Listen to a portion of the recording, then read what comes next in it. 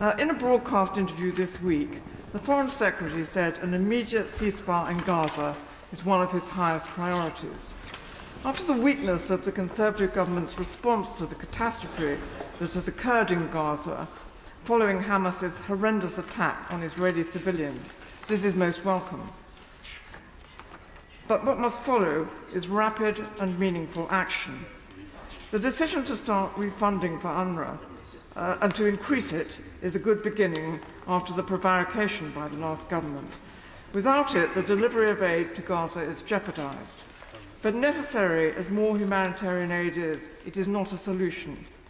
A report by 21 UK charities on the steps the government needs to take in its first 100 days describes the recent focus on aid to Gaza as sticking plaster.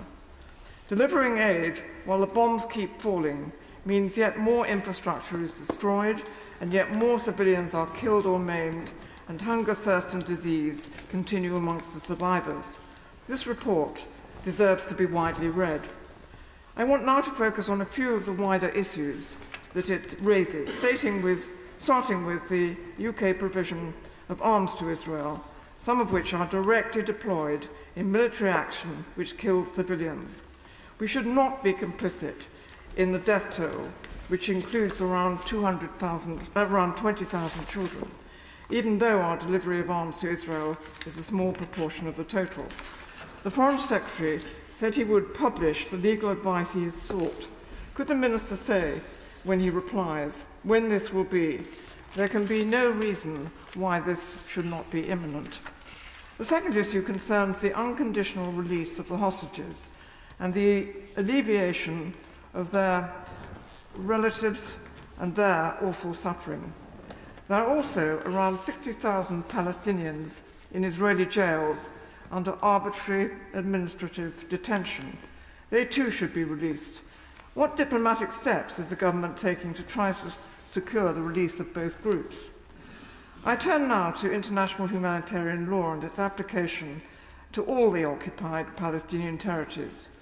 The International Court of Justice stated last week that their occupation violates international law. In an earlier judgment following a case brought by South Africa, it said that there are plausible grounds for the claim that Israel is committing a genocide and issued provisional measures that Israel should refrain from violating the Genocide Convention. Human rights lawyers have also drawn attention to the Geneva Conventions on the conduct of war being violated in Gaza. Can the Minister tell the House whether the government will uphold the decisions of the international courts and indicate the follow-up steps it will take? I end on the two-state solution, which Western governments have sheltered behind for far too long, but done little to make a reality. De facto Israeli annexation of the West Bank is a serious block to a two-state solution, as well as a violation of international law. Will the government work with the international community to exert pressure to prevent any more settlements and to insist on respecting the rights of the Palestinians on the West Bank, where disgraceful settler violence often goes unchecked?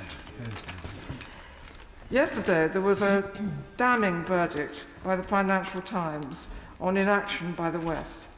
This inaction, it rightly says, feeds the perception of Western hypocrisy around the world and undermines the notion of a just, rules-based international order, which we must all seek. My Lords, until we have a recalibration of our policies, which should include the rapid recognition of a Palestinian state and a durable solution to Israeli security and Palestinian rights, will never be attained.